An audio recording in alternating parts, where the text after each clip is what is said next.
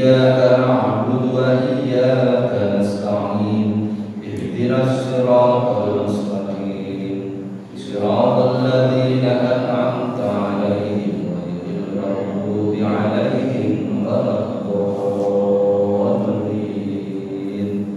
آمين. Para jamaah, alhamdulillah sudah hari ini kembali kita dipertemukan Allah di majelis yang penuh dengan keberkahan ini. Mudah-mudahan setiap aktivitas kita dicatat oleh Allah sebagai amal soleh. Amin. Baik para jamaah, kita lanjutkan al-babul khamis asyar, bab yang ke-15. Bab 15. Bismillahirrahmanirrahim. Qala al-musannif rahimahullah ta'ala wa nafa'allahu bihi wa bi umrihi wa 'ada 'alaina bi barakatihi wa asrarihi wa karamatihi fid dharain amin. Al-babu tawiki bab al-khamis asyara kang kaping 15 iku fi fadilatin tetep ing dalem nutur kautamane as-sunan pira-pira perkara kang sunah. Bahas tentang ibadah sunnah, khususnya tentang sholat-sholat sunnah. Baik, kita bahas dulu sunnah itu apa supaya kita tidak salah memahami. Sunnah makna lughawi, makna bahasa itu ai mustaqim, subulan mustaqim, jalan yang lurus. Berarti arti sunnah menurut etimologi itu adalah jalan yang lurus. Adapun menurut disiplin ilmu fikih, sunnah itu adalah perbuatan yang manakala dikerjakan mendapatkan pahala, ketika ditinggalkan tidak berdosa. Jadi ini harus dipahami dulu. Makna dari sunnah harus dipahami. Baik. Ada sesuatu yang berhukum wajib. Artinya wajib itu harus iso kudu bilang. Ada sesuatu yang bersifat sunnah. Suatu ketika Rasulullah ini ditanya oleh salah satu sahabat, "Ana rajulan sa'ala Rasulullah sallallahu alaihi wasallam faqala ara'aita in shalaitul maktubatil khamsa wa sumtu ramadhana wa ahramtul halala wa ahramtul harama wa lam azid ala dzalika syai'an a'adkhulul jannah?" Qala na'am. Ketika Rasulullah ditanya salah satu sahabat, "Ya Rasulullah, bagaimana pendapatmu ketika aku melakukan sholat 5 waktu, berpuasa di bulan Ramadan, melakukan sesuatu yang halal, meninggalkan sesuatu yang haram, walam azib, dan aku tidak menambahkan sama sekali.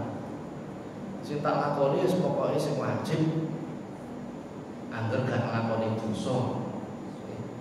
Apakah orang seperti aku ini akan masuk surga?" Kata sahabat. Rasulullah mengatakan, "Qala na'am." Pasti kau akan masuk surga. Dan saja kalau jenengan ibadah wajib tok cukup, sudah berlebihan sudah. Pahalanya itu sudah berlebihan. Sing penting gak nglakoni itu. Nah, ini sing angel itu yang ini. Ini yang paling sulit itu di sini sebenarnya. Kalau jenengan terbebas dari dosa itu masa. Kalau kita mau betul-betul mengoreksi diri kita, sebenarnya tidak henti-henti kita itu melakukan dosa. Betul, tidak henti. Hanya orang yang tidak memahami agama sajalah yang merasa dirinya tidak berdosa. Saya ulang, hanya orang-orang yang tidak memahami agama saja yang merasa dirinya tidak berdosa. Hanya mereka saja. Ya, panjenengan mempelajari betul, memperdalam agama, mesti akan merasa begitu. Betul. Saya ngaji kitab Minahus Saniyah, sebenarnya kitab yang cukup berat, tipis tapi berat di kampung saya. Masih lembar keberapa itu saya lupa, kedua atau ketiga, menerangkan tentang tobat. Jadi tobat itu minal kabair dari dosa besar, minal shaghair dari dosa kecil, minal makruhat dari sesuatu yang dibenci oleh Allah, min khilafil ula dari meninggalkan sesuatu yang lebih utama. Itu sudah wajib taubat ya. Sudah wajib taubat. Betul. Termasuk min kulli qatin yahturu min ghairi mardatillah. Dari kerentek hati sing ora diridani Gusti Allah. Wis wajib taubat. Obahe hati, pikiran kita yang tidak diridhoi oleh Allah. Wajib taubat. Jadi banyak sebenarnya, banyak. Jadi sebenarnya kalau kita itu melakukan yang wajib saja itu sudah berlebihan paham. Jika mlebu surga wis kecukupan lah. Yang penting orang lakoni susah ini. Jadi syaratnya ini ya. Ada nih. Wal hikmatu fi masra'atil nawafil at-tamilul faraid. Adapun hikmah disyariatkannya ibadah yang sunnah adalah at-tamilul faraid, menyempurnakan ibadah yang wajib. Ini yang harus kita paham. Jadi ibadah-ibadah sunnah kita itu sebenarnya untuk mendukung ibadah yang wajib. Ada gitu. Ini orang mau cerita perkara sunnah ngalah ibadah wajib pun tidak ada cerita. Tidak ada cerita. Kapan dari saya ditanya pas yoyo dulu semua, Pak Sanjani, yoyo dulu semua juga Jumatan rapopo. Jadi so Sanjani tiang-tiang yo takon wong-wong pun, yo takon aku, wong-wong kok takon aku. Lah itu kan aneh, cara berpikir saya aneh. Walaupun memang ada hadis yang meriwayatkan seperti itu memang ada, tapi ada masyakotnya, ada kendala-kendala yang dihadapinya gitu maksudnya. Jadi sholat Jumat itu wajib, sholat Id itu hukumnya sunnah. Panjenengan ra sholat itu ora dosa. Ora dosa, tapi nek ninggal Jumatan nah. Jadi disyariatkannya ibadah nawafil, ibadah sunnah itu adalah at-takmilul faraid, menyempurnakan ibadah yang wajib. Makanya jangan sampai kita itu nguber perkara sunnah, ninggal perkara wajib, itu kan salah. Cari wong Jawa buang tumpeng luru kan ngoten nggih. Ngerti tumpeng jenengan? Tumpeng dibuang tapi sing digoleki ya engko nek jenengan pitik ora apa-apa golek uang. Contohnya seperti itu. Maka Sayyidina Athaillah Sakandari dalam hikam itu menyampaikan min alamati tibail hawa al-musyara'atu ila nawafilil khairat wa takasulu bil qiyami 'anil wajib. Sebagian tanda seseorang itu mengikuti hawa nafsu, kesenangan nafsu, itu adalah bersemangat ketika melakukan ibadah yang sunnah, tetapi bermalas-malasan ketika melakukan ibadah yang wajib. Waktu nek lakoni ibadah sunnah, tapi nek lakoni ibadah wajib aras-aras, bukan ditinggalkan, yo dilakoni tapi aras. Itu berarti seseorang sedang mengikuti hawa nafsu. Diceritani karo kiai, elek kepingin nyambut gawe lancar, yo bar subuh suntenanan maca Fatihah ping 40 contohnya begitu. Waktu gedhu diwaca bar subuh maca Fatihah 40 tapi salate subuh sesaken ae. Wis pokok takbir diakhiri. Nah, itu namanya itbaul hawa, ibadah yang mengikuti hawa. Ngeten iki angel sing rung ya awake dhewe. Gitu. Yang tahu adalah dirinya sendiri. Dan lain sebagainya. Banyak contoh-contoh seperti ini. Karena ibadah itu kita harus ngerti ukuran. Dan contoh ini.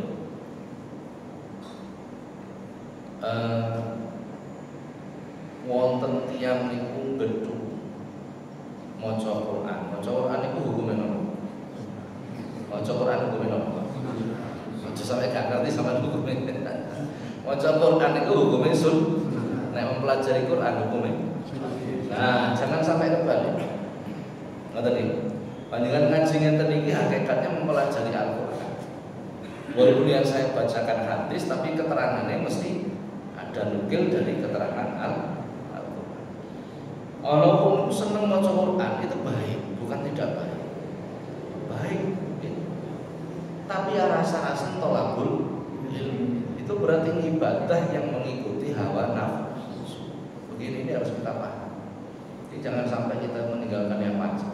Apapun wajib itu tetap utama. Wajib itu tetap yang utama. Ada nih. Baik, hadis yang pertama. Qala sallallahu alaihi wasallam dawuh kanjeng Nabi sallallahu alaihi wasallam. Manutawi sapa wong iku salat sapa man fil yaumi wal lailati ing dalem dina lan wengi.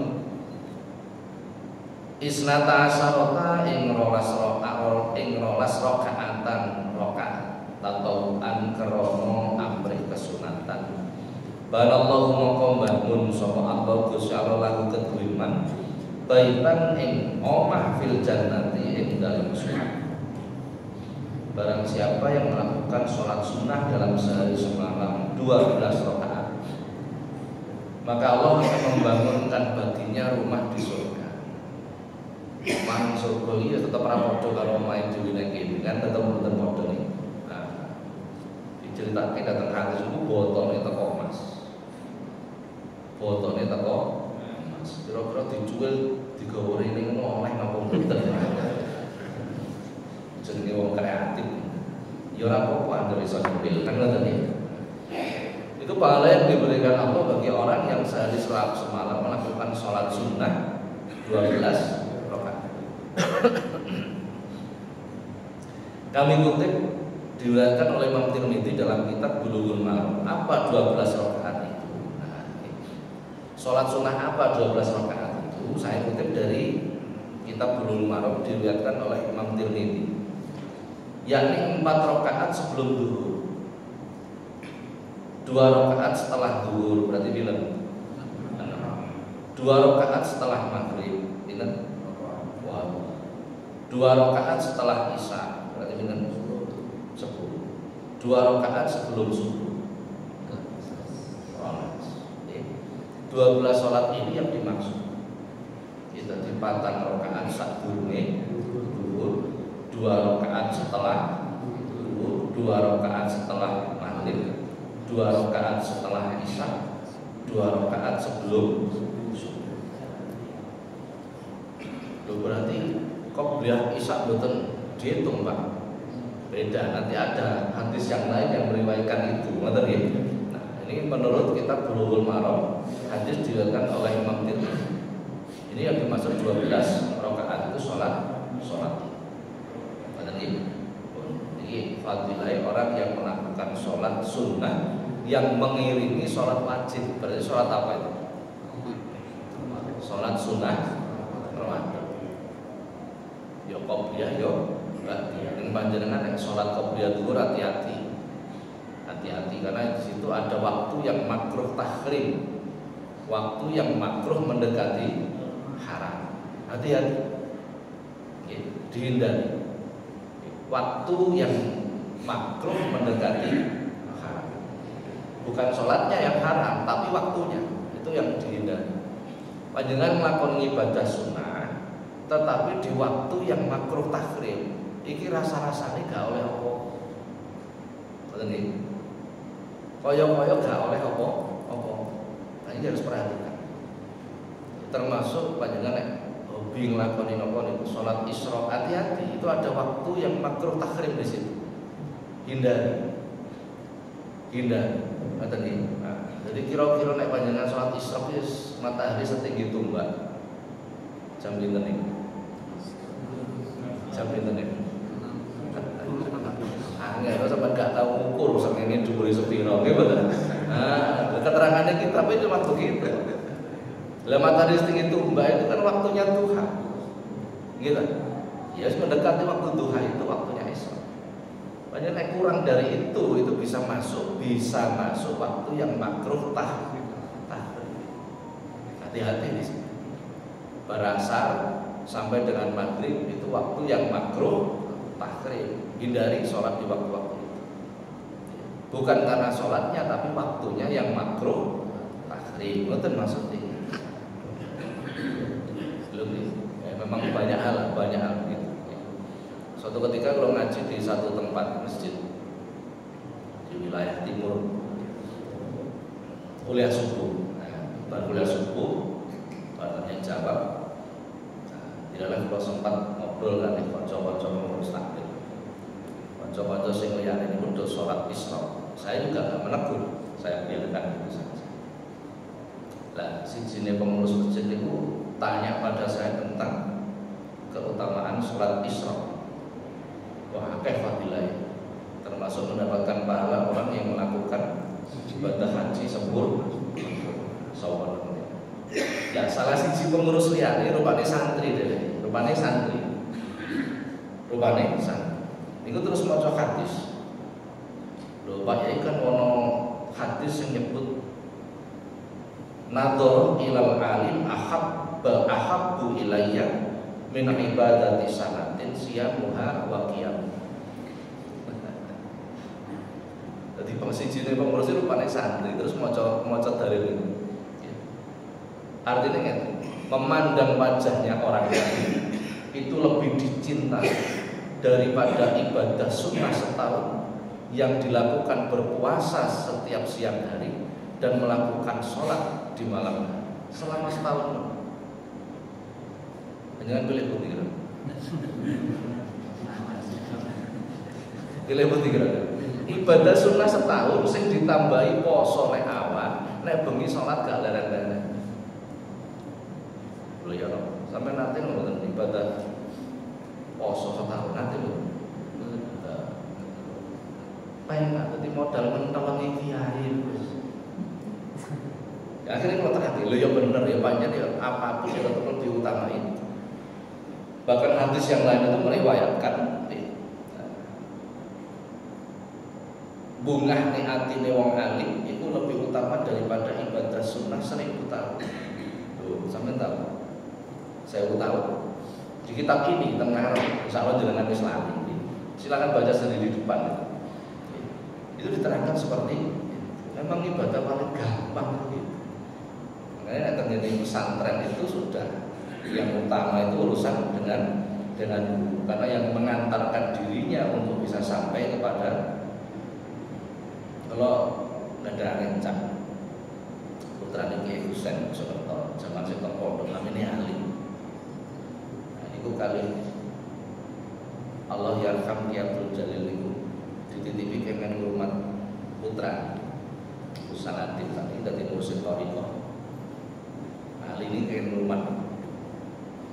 Jadi supaya pengen pondok ini apa kebutuhan Usanatin ini disediakan oleh Ali. Suatu ketika Ali ini wong imami sholat zuhur karo kanca-kanca wong papat. Oleh orang rakaat sujud Usanatin ini bengok-bengok. Li Ali sholatnya dibatalkan langsung mau. Ini kan cara wong sing gak pakai paham agama pasti dikatakan salah. Pasti dikatakan padahal itu yang benar. Dia ada belum tahu jenengan. Setelah tahu kurung tahu jenengan gitu. Jadi di pesantren itu begitu. Memang seperti itu. Memang seperti itu.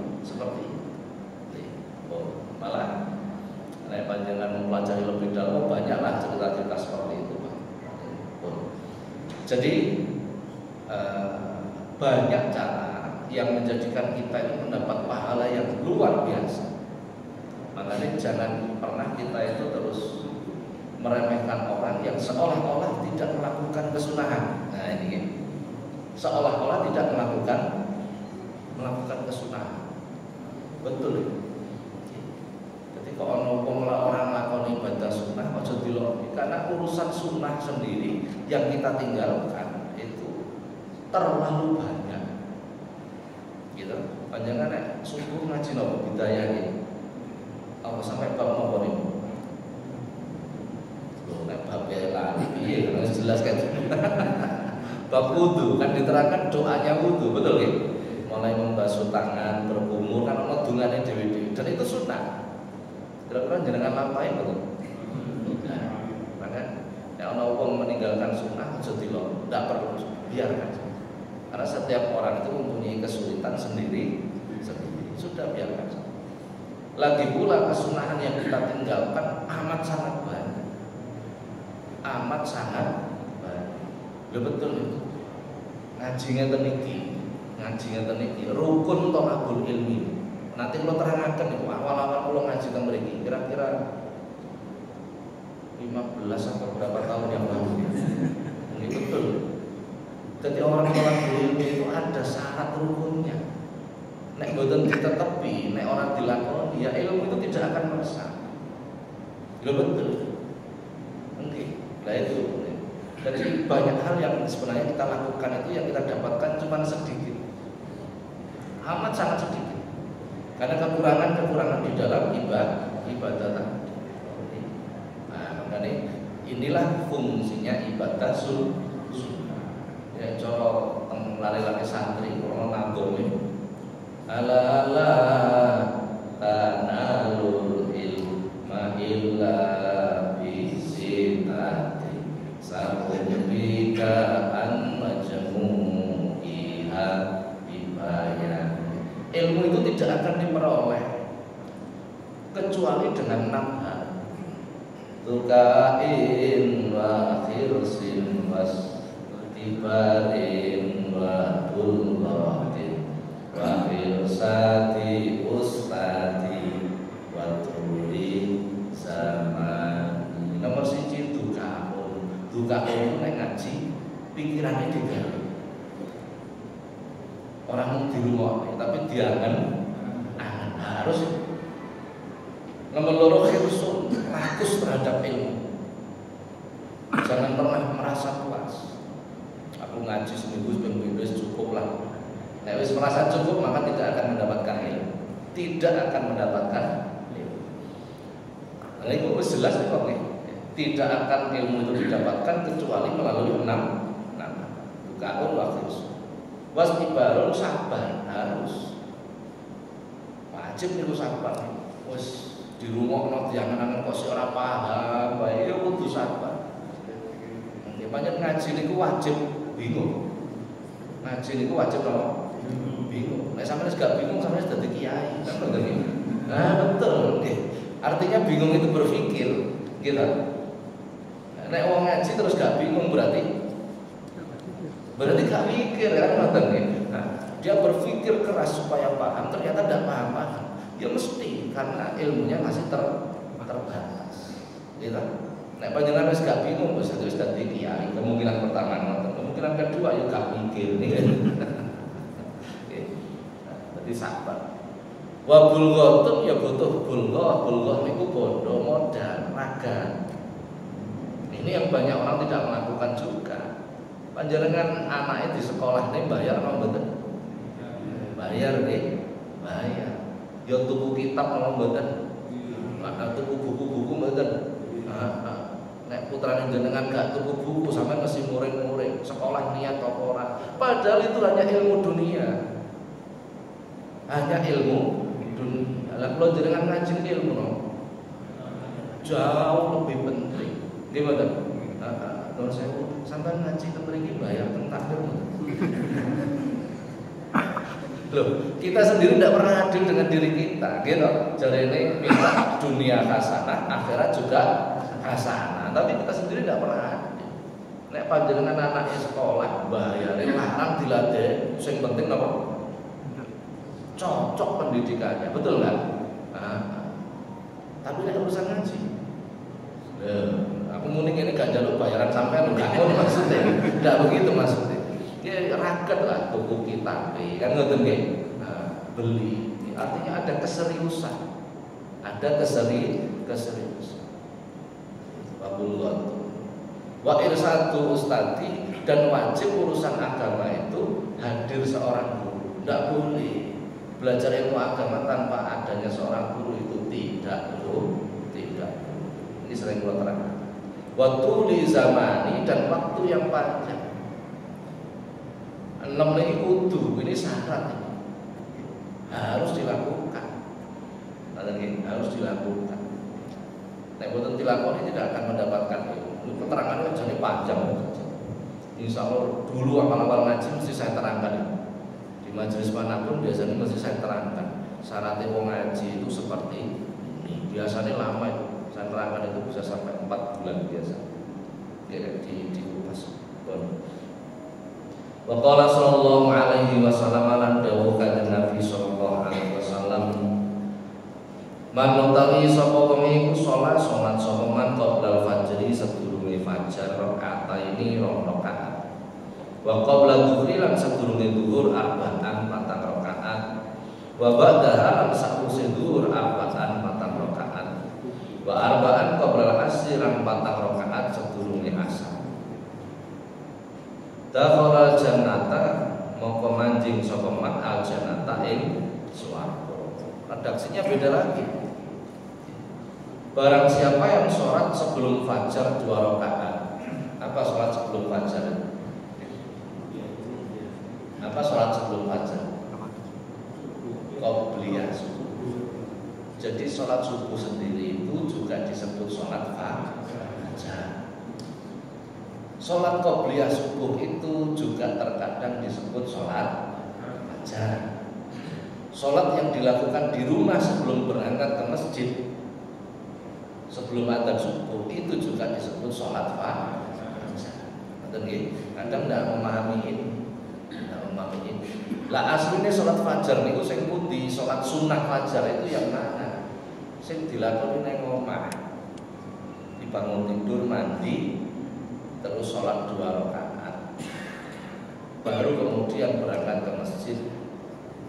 2 rakaat sebelum berangkat ini disebut sholat sunnah fajar. Begitu mlebu masjid, jangkah sikil tangan, maca donga ning mlebu masjid, terus sholat sunnah 2 rakaat jenenge sholat sunnah tahiyatul masjid. Bar sholat tahiyatul masjid terus lungguh dengan niat iktikaf sambil menunggu adzan subuh. Begitu iktikaf maca donga seperti yang saya terangkan nek ngaji subuh niku. Ngoten nggih. Niku dungane nalikane iktikaf subuh. Begitu adzan subuh rampung baru sholat qobliyah subuh 2 rakaat. Rampung qobliyah subuh panjenengan donga terus sholat subuh. Bar sholat subuh terus wiridan sampai matahari terbit. Pundi sing dilakukan? Sing sampean lakoni sing pundi? Alhamdulillah nek kabeh. Loh, artinya Allah itu memberikan penawaran yang banyak, ngoten lho nggih. Aja waduh, kepengin tak lakoni kabeh pun jangan memaksakan diri. Ngoten nggih. Saya tidak melarang, boleh. Tapi ngukur kemampuan. Ngoten nggih, ngukur kemampuan. Biasanya dipol gak tahan lama. 3 dina seminggu sak bulan bar. Wis gak dilakoni meneh sak subuh-subuh gak dilakoni. Lah nggih, jadi semangat itu harus, tapi kesemangatan jangan. Akas itu wajib, tapi nek kakasen ojo, apa kakasen? Nah, kabeh dengan ukuran, ngoten maksudnya. Semua itu dengan pun. Jadi salat qoblal fajri rakaataini. Maksudnya 2 rakaat sebelum subuh. Wa qabla dhuhri arba'an sebelum zuhur 4 rakaat. Wa ba'daha arba'an ba'da dhuhur 4 rakaat. Wa arba'an qabla asri 4 rakaat sebelum asar. Berarti berapa rakaat totalnya? 14. Oke, 2 sebelum subuh, 4 rakaat sebelum zuhur, berarti 4 rakaat setelah zuhur, 10, 4 rakaat sebelum asar, berarti pinten? 14. Orang yang melakukan sholat sunnah ini dakhala jannah, maka dimasukkan surga oleh Allah. Hadis yang sebelumnya itu Imam Tirmizi meriwayatkan tidak pakai 4 rakaat setelah duha, nggak pakai sebelum asar 4 rakaat, dan ba'da zuhurnya cuma 2 rakaat. Kan apakah ini mana yang benar? Podo bener nih. Sama benar ya, cuman fadilahnya berbeda. Nek sing dhuwur wau dibangun ki omah neng swarga. Nek sing ngesor iki masuk surga. Beda fadilah, keutamaannya berbeda. Lho berarti bagian maghrib kok beliau isak, bagian isak boten Pak? Oh bukan boten, belum diterangkan. Alon-alon mawon, belum diterangkan. Jadi ini banyak macam-macamnya sholat sunnah, ngoten sing dimaksudke ngoten. Macam-macamnya sholat sunnah. Oh, panjenengan kok tangine rada telat. Rada napa? Rada telat. Wafire adus gak kadek sholat fajar neng omah. Karena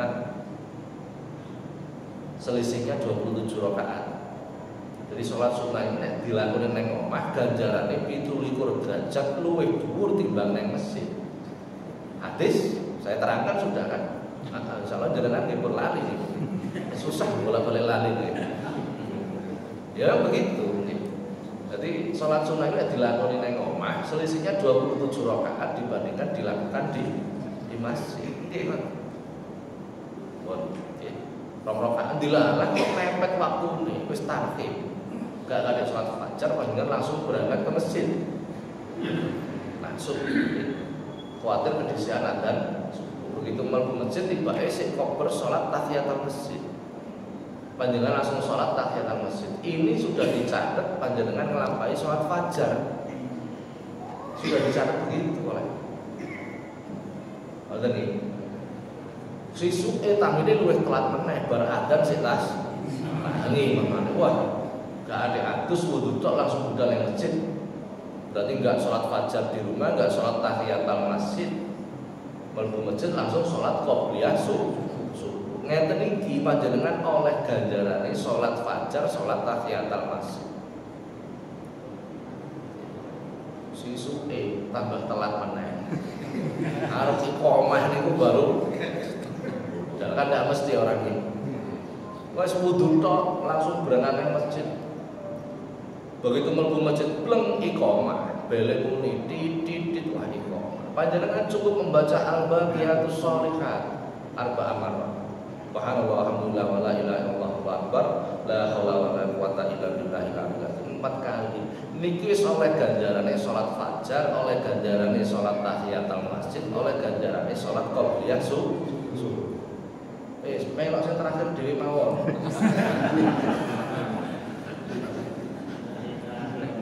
Penak napa? Jadi kita itu diberi alternatif yang banyak oleh Allah. Ngoten lho maksudnya ini. Alternatifnya banyak. Wong kula jenengan iki kadang ya berusaha sing beleset kan ngoten nggih.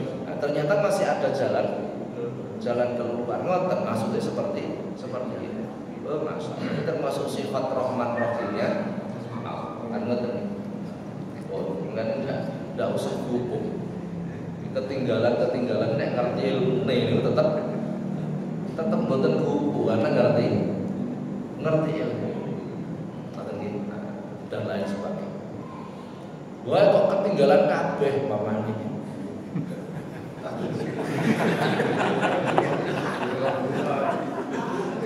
Subuhe tangi jam 7 pamane ngoten. Piye? Pertanyaannya setunggal, kira-kira sengaja napa mboten? Sengaja napa mboten? Lah nek mboten sengaja berarti ya dimakfu karo Gusti Allah. Tapi nek kula njenengan wis ngerti, wis paham, aku nek turu jam 2, engko turu tangine mesti jam 7. Lah niku sing urusan. Ya turu ya wis lumrahe turu tibake mungkin awake kesel kan. Apa hawane aku, apa napa lah ngoten iki. Enak turune tangine jam 7. Ngeten iki ya napa solusi? Ya napa solusi? Sembayang subuh napa isyraq napa duha? Ayo tetap salat subuh qadhaan lillahi ta'ala. Kan ngoten nggih, mengkodok salat subuh. Nggih, memang kita akan mengalami masa seperti ini. Jadi kadang itu Allah dengan sengaja menjadikan kita seperti ini. Kadang kenapa? Allah ingin menunjukkan bahwa kita itu banyak kelemahan. Kita harus juwogo sing beleset. perkembangan ini. Itu sebenarnya Allah ingin menunjukkan kalau kita itu banyak kelemahan, supaya kita tidak terlalu berbangga diri dengan kebaikan-kebaikan yang kita lakukan. Ngoten saja. Sebenarnya seperti itu. Makanya boten usah khawatir. Aku muni ini terus sampai sembrono. Enggak ngono maksudnya. Ada. Selalu ada jalan keluar. Selalu ada jalan. Pun para jamaah sampai berikirin, barangkali ada pertanyaan di terus. Monggo iki.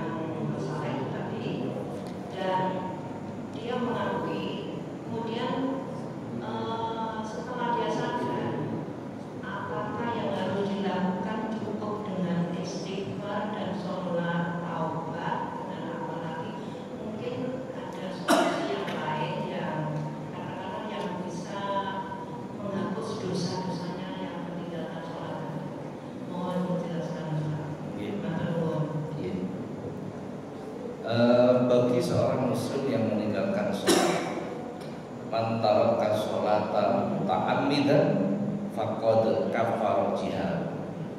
Barang siapa yang meninggalkan sholat muta'ammidan dengan sengaja, nek keturun kan tidak sengaja, dengan sengaja, faqad kafara jihad, maka sungguh dia kafara ini jangan dimaknai kafir, nanti secara fikih menjadi berbeda. Kafara itu kufur, maka terang-terangan dia menjadi orang yang kufur. Nah, orang kufur itu berarti inna adabi lasyad. Jadi, apakah orang begini ini setelah dia menyadari, apakah cukup beristighfar kemudian bertobat atau bagaimana? Dan kok ono wong non muslim mlebu Islam, mlebu Islam umur 40 tahun, maka dia tidak wajib mengqadha sholat semenjak balik sampai usia 40 tahun. Kok ana wong muslim umur 30 tahun nikah pindah agama dadi non muslim 2 tahun. Alhamdulillah. 2 tahun menjadi non muslim. Setelah 2 tahun bojone meninggal masuk Islam meneh. Maka dia wajib mengqadha kewajiban yang ditinggalkan selama 2 tahun, baik itu berupa sholat ataupun puasanya atau apapun yang berhubung wajib. Bagaimana halnya dengan seorang muslim yang dengan sengaja meninggalkan sholat? Apakah cukup dengan istighfar dan bertobat? Secara fikih tetap wajib mengqadha sholat, menggantikan sholat yang ditinggalkan. Boten apal hitungane nggih dikira. Dari perspektif fikih seperti itu. Ada nih. Jadi panjenengan takut apakah cukup dengan istighfar dan sholat tobat? Pertanyaannya begitu. Sebenarnya tidak ada dalam urusan ibadah itu kata cukup itu tidak ada, karena kita tidak pernah tahu apakah tobat kita diterima Allah atau tidak. Tapi secara fikih wajib mengqadha sholat, wajib itu. Wajib mengqadha sholat, nyaur utang sholat. Tidak hanya sholat, yang kewajiban apapun yang ditinggal, begitu. Jadi itu tetap berarti kewajiban. Saya usaha dia menyadari seperti tahunan gitu, merasa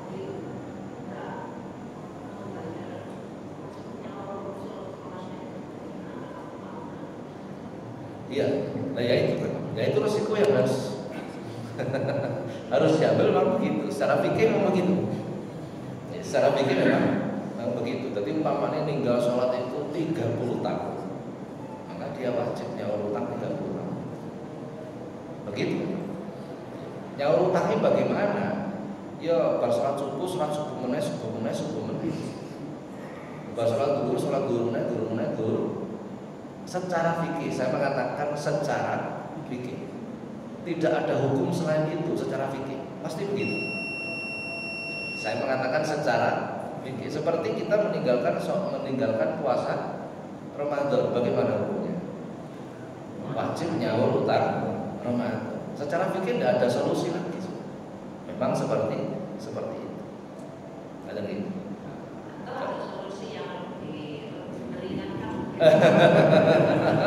Saya tidak berani karena itu urusannya saya yang menanggung kalau nanti seandainya ada keterangan fikih yang lebih ringan, pasti saya akan sampaikan. Pasti. Sekali lagi saya ngomong berdasarkan fikih. Kalau berdasarkan akhlak tambah berat lagi. Akhlak itu kan lebih tinggi, ukurannya lebih tinggi. Karena begini, orang taubat itu sebenarnya yang diukur itu satu adalah i'tiraf, pengakuan. Yang kedua adalah nadar, penyesalan. Semakin dia merasa dan semakin dia menyesal, maka dia sebenarnya semakin bersungguh-sungguh. Berarti kok merumangsani betul dan menyesal betul, maka dia akan sungguh-sungguh nyaur utang, pasti itu sudah. Manakala dia tidak bersungguh-sungguh, maka bertobatnya sebenarnya itu tidak sebenarnya toh begitu.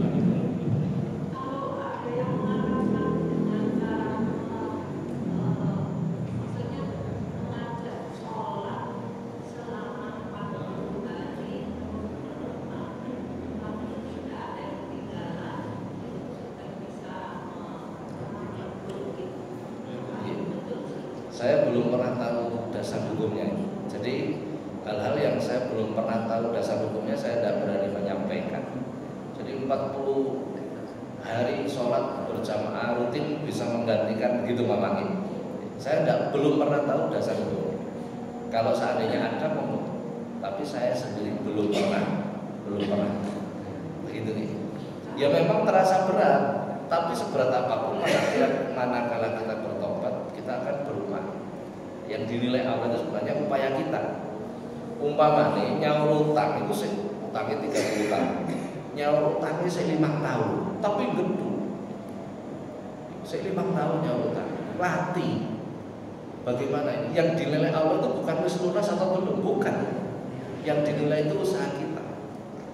Nah tadi, yang dinilai usaha kita, bukan urusan utang wis lunas atau belum, bukan.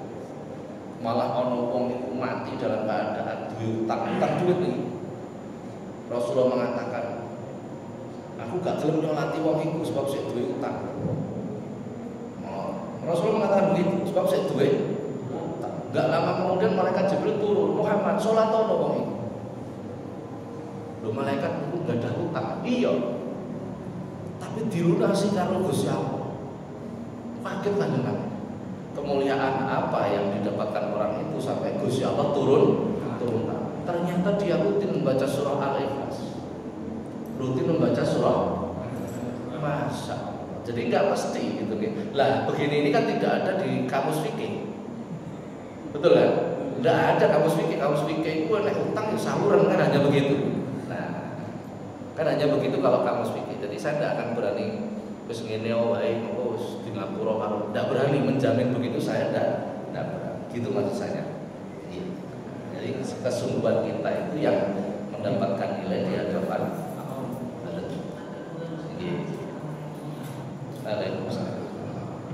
Sambut para jemaah, insyaallah kita lanjutkan pertemuan akan datang.